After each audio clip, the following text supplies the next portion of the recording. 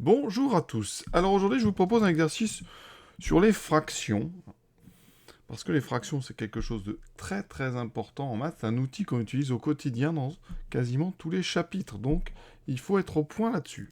Donc ici, je vous propose 8 calculs avec des additions, des multiplications, priorité de multiplication par rapport à l'addition, les parenthèses et un quotient de deux fractions. Donc on est parti tout de suite avec une fraction très simple. Ici, une addition de deux fractions. Vous voyez, on a 2 cinquièmes et on a 11 cinquièmes, donc on a le même dénominateur.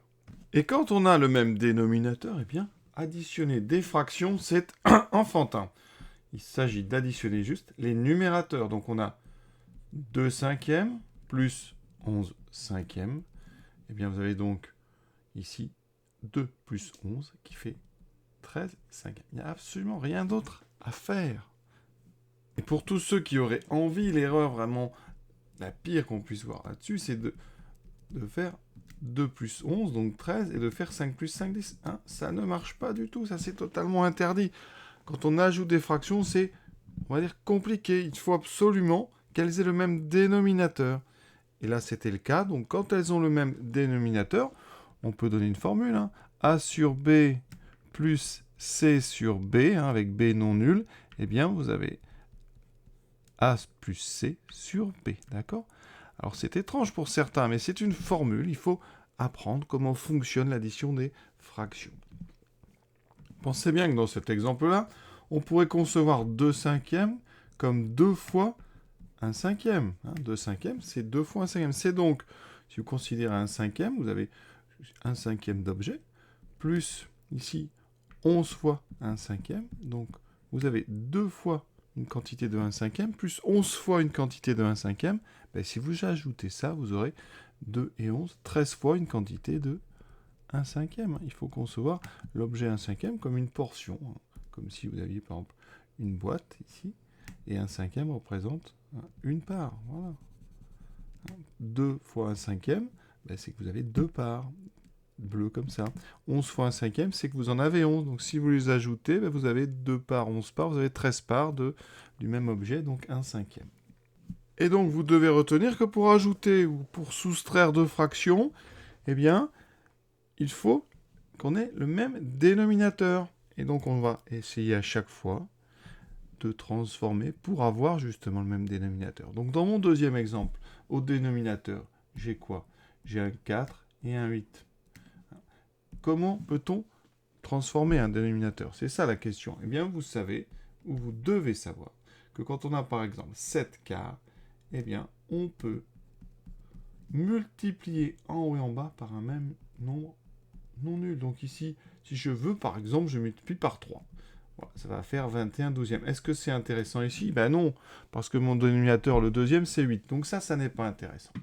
Donc il va falloir choisir quel est le nombre par lequel vous allez multiplier qui peut être intéressant. Alors mon autre fraction, c'est 8. Et vous savez que 4 fois 2, c'est égal à 8. Donc l'idée, elle va être là. On va juste multiplier en haut et en bas par 2. Donc en bas, on a bien 8. Et en haut, on a 14. Ça veut dire que 7 quarts, c'est 14 huitièmes. Une fraction peut avoir plusieurs écritures avec ce procédé. Et on s'en servira donc à chaque fois quand on doit ajouter ou soustraire des fractions. Donc ça va se passer comme ça sur votre copie. On va écrire 7 quarts, on rallonge un petit peu. Ici, donc quand on débute, mais on fait comme ça. Voilà. Et donc on écrit 14 sur 8, moins 11 sur 8. Et là, vous avez même dénominateur, donc on fait juste l'ajout des numérateurs. Donc 14, alors ici c'est une soustraction, donc on va faire 14 moins 11 sur 8. Et donc égal à 3 huitièmes. Alors parfois, certains élèves ne s'embêtent pas à chercher le dénominateur le plus optimal. On peut très bien aussi, alors ça nécessite après plus de simplification, c'est transformer les deux. Comment transforme-t-on les deux? Eh bien, on va multiplier la première fraction en haut et en bas par le deuxième dénominateur, donc par 8, et la deuxième par le premier. Donc ici, j'avais un 8, je vais donc faire x 4. Pourquoi ça marche? Parce qu'en bas, là, j'ai fait 4 fois 8, donc ça fait 32, et là, j'ai 8 fois 4, ça fait 32. Donc ici, ça me fera 8 fois 7, 56 sur 32 moins 44 sur 32. Alors ça marche très bien. Hein. On fait 56 moins 44, qui fait donc 12 sur 32. Donc on trouve b égale 12 sur 32. Alors quand on n'a pas le meilleur dénominateur, eh bien on doit simplifier un petit peu après. Effectivement, vous voyez ici, on peut simplifier déjà par 2. Donc 12, c'est... Je vais le faire doucement parce qu'on est ici pour expliquer. Ici, on a 6 fois 2, et là, j'ai 16 fois 2. Donc, je peux simplifier par 2, ça me fait 6 sur 16. Mais vous voyez qu'on peut encore simplifier. Encore par 2, parce que 6, c'est 3 fois 2. Et 16, c'est 8 fois 2. Donc ça va faire 3 sur 8. Hein. Vous voyez, ici, à chaque fois, on simplifie. On peut simplifier des fractions comme ça quand il y a un même facteur en haut et en bas. Alors, il y a... Vous voyez, ça c'est un petit peu lent parce que j'ai fait par 2 et par 2. Alors il y en a qui vont aller un petit peu plus vite. On pouvait ici, quand on a 12 sur 32, on peut voir une simplification directe par 4. Parce que 12, c'est 3 fois 4. Et 32, hein, c'est 8 fois 4. Donc vous voyez qu'on peut simplifier par 4 et on arrive en un coup à 3 huitièmes. Quelle que soit la méthode que vous employez, il faut la comprendre. Et savoir que quand on ne recherche pas le dénominateur le plus petit, on occasionne en fait à la fin des simplifications qui peuvent être un petit peu longues. Alors, sur des nombres de taille raisonnable, ça ne pose pas de problème. Si des nombres sont très gros, par contre, ça peut occasionner des simplifications difficiles à faire sans calculatrice. Donc voilà un petit peu les enjeux et les soucis que vous allez avoir si vous ne cherchez pas le meilleur dénominateur. Je peux vous montrer un petit exemple de ce genre de choses. Je vais prendre un sixième et on va faire plus, et là je vais faire tout simplement 36, 1 sixième plus 1 sur 36. Alors, si vous ne faites pas attention, vous allez multiplier la première fraction en haut et en bas par 36, donc ça fera 36 sur 6 fois 36. Et là, la deuxième, vous allez multiplier en bas et en haut par 6. Et ça donne ceci. Donc vous aurez 36 et 6, 42 sur 6 fois 36. Hein, d'accord? Et déjà, 6 fois 36, certains vont avoir des problèmes pour le calculer. Ça fait, donc 3 fois 6, 18, donc 180. 180, pardon, et 6 fois 6, 36, donc ça fait 216. Bon. Le souci, c'est qu'il faut encore simplifier, donc vous avez du temps. Si vous cherchez un dénominateur plus rapide, vous allez uniquement multiplier la première fraction par 6, en haut et en bas. Oui, parce que 6 fois 6, 36. Et donc, ici, vous ne touchez pas à la deuxième, ça fera directement 7 sur 36. Vous voyez le gain de temps, parce qu'ici, il va falloir diviser en haut et en bas par 6. Alors, il faut remarquer que 42, c'est 6 fois 7. Et 216, on vient de le dire, c'est 6 fois 36. Donc, vous voyez, un petit travail un petit peu inutile à faire. Donc, c'est quand même bien de chercher un dénominateur vraiment le plus petit possible, surtout quand on a comme ça des nombres qui commencent à être de taille correcte. Troisième addition, là on a deux dénominateurs différents. Donc il faut s'habituer, ça va très vite. En fait, le premier en haut et en bas va être multiplié par le deuxième. Donc là, je multiplie en haut et en bas par 3, et ici en haut et en bas par 7. Donc ça veut dire qu'en haut, on aura donc 3 fois 3, 9, plus 7 fois 7, 49, sur 21, qui donne donc 58 sur 21. Et on a déjà terminé. Vous voyez, ça va très vite. On passe maintenant à nos deux multiplications de fractions. Alors la règle, quand on a A sur B fois C sur D, eh bien les numérateurs se multiplient entre eux et les dénominateurs aussi. D'accord? Il n'y a pas de changement d'étage. A reste en haut, C reste en haut, B reste en bas, D reste en bas. Et on peut simplifier des choses quand on a les mêmes facteurs en haut et en bas. Donc c'est ce qu'on va faire. Donc ici, on ne va pas calculer 40 fois 70. Ça, c'est très, très, très maladroit. Alors, d'abord, on va régler le problème des moins. Les moins ont la capacité dans les fractions de changer d'étage. Donc si vous avez, par exemple, moins 3 sur 7, vous pouvez écrire ça sous la forme 3 sur moins 7 ou moins 3 sur 7. Donc les moins, on peut carrément les mettre devant la fraction, et donc ici, ce moins que vous avez là, vous allez le retrouver à la fin devant. Ça sera donc un nombre négatif. Ensuite, on ne va pas faire 40 fois 70 et 21 fois 16. Ça serait une perte de temps. On va d'abord simplifier. Alors, première chose, On peut donc simplifier en divisant en haut et en bas par un même nombre. Donc on a par exemple 40 et 16. 40 et 16, les deux sont divisibles par 4. D'accord? Donc 40 et 16, ici si je simplifie par 4, il va me rester 10 et là il me restera 4. D'accord? Pour ceux qui n'ont pas bien compris. À la place de 40, je vais mettre 4 fois 10. D'accord? Et à la place de 16, on va mettre 4 fois 4.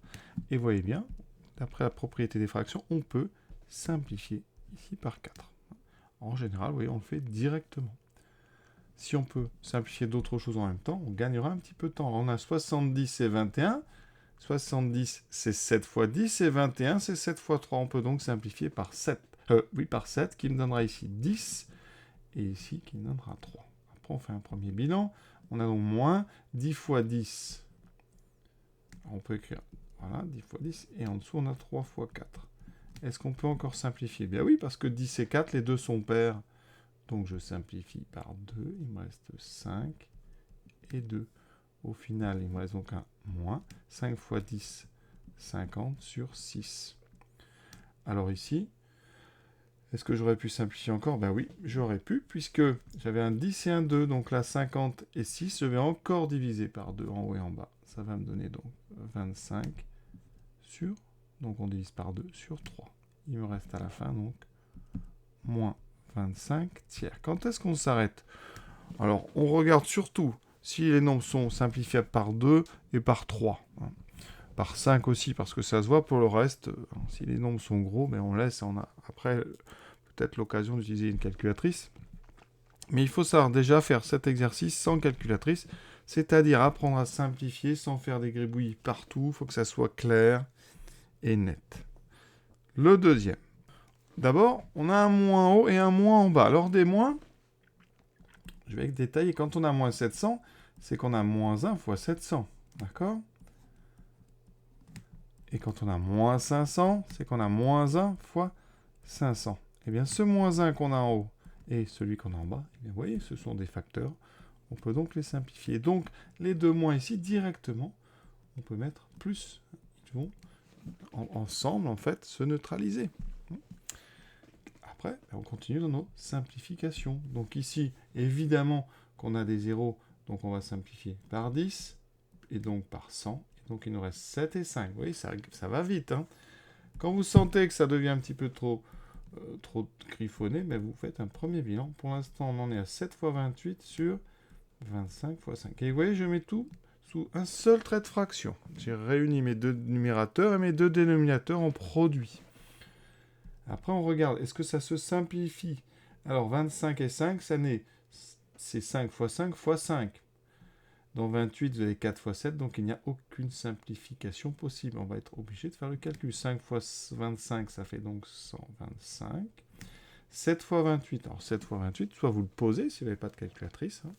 Sinon vous le faites de tête. Alors comment on fait de tête? On fait 2 fois 7, donc 14, ça fait 140.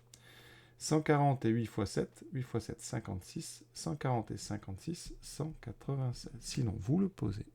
Vous faites 28 fois 7, tranquillement, 7 fois 8, 56, 2 fois 7.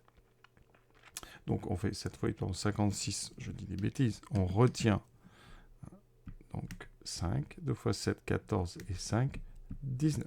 Sinon, vous faites 7 fois 28, donc 7 fois 8, 56.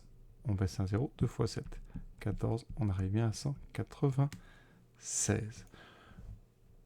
Travaille maintenant sur les priorités. Quand on a ici un plus et un multiplié, on doit d'abord faire la multiplication. Donc tout se passe comme si ici, on devait faire ce calcul d'abord. C'est très très important.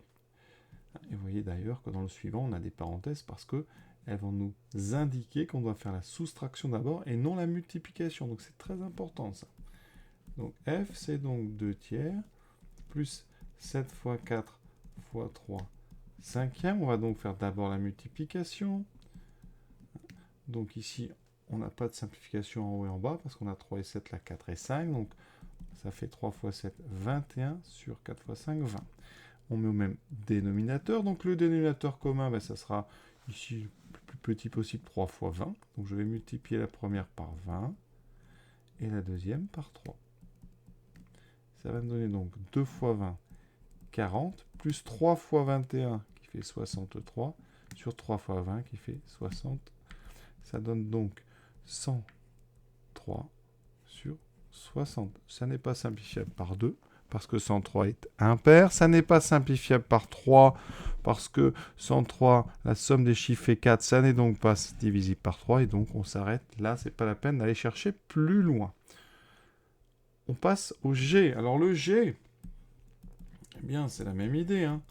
Si je l'avais écrit comme ça, eh bien, on aurait d'abord fait la multiplication. Donc ici, on vous met des parenthèses pour vous dire la multiplication, on la fera après. On va d'abord faire ce qu'il y a dans les parenthèses. Il y a priorité aux parenthèses en maths. Donc ici, on doit mettre au même dénominateur. Donc on a un septième, 4 cinquièmes. Le dénominateur qu'on choisit, ça sera donc 35. On multiplie donc la première fraction par 5, la deuxième par 7. Et donc en haut, j'ai 5 fois 1, 5 sur 35. Et 4 fois 7, 28. J'ai donc 5 moins 28 sur 35. On calcule 5 moins 28.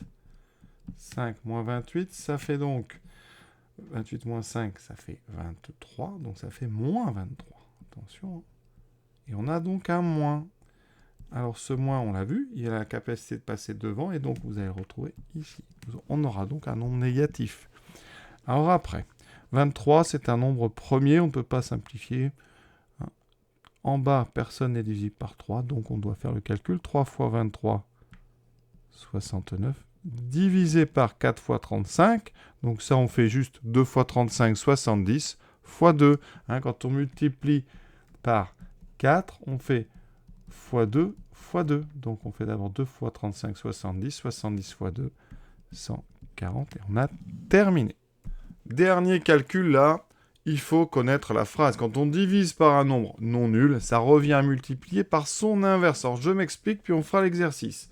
Vous avez par exemple 3 divisé par 4. Eh bien, quand on divise par 4, eh bien, ça revient à faire 3 fois l'inverse de 4. Donc 3 fois un quart. C'est une autre façon d'écrire les fractions. D'accord ? Alors après, cas particulier. Si vous avez des nombres qui sont déjà des fractions. Donc ça donne par exemple 3 demi divisé par 4 tiers. Eh bien, diviser 3 demi par 4 tiers, ça revient à multiplier 3 demi par l'inverse de 4 tiers. L'inverse de 4 tiers, eh bien, c'est 3 quarts. Il faut bien comprendre que l'inverse d'une fraction A sur B, l'inverse de A sur B, c'est B sur A. Ça, c'est étrange. Quand on inverse une fraction, on inverse juste le numérateur et le dénominateur. D'autres exemples. Donc, inverse de... Alors, si je prends 7 huitièmes, l'inverse de 7 huitièmes, c'est 8 septièmes.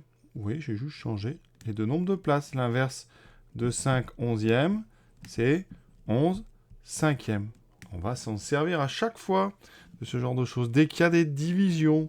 Donc, dans notre exercice, par exemple, on a 5 septièmes qui est divisé par 35 sur 25. On peut tout de suite transformer ça en disant que ça fera donc le nombre 5 septièmes multiplié par l'inverse de 35 sur 25. Et je vous ai dit, quand on inverse juste la position.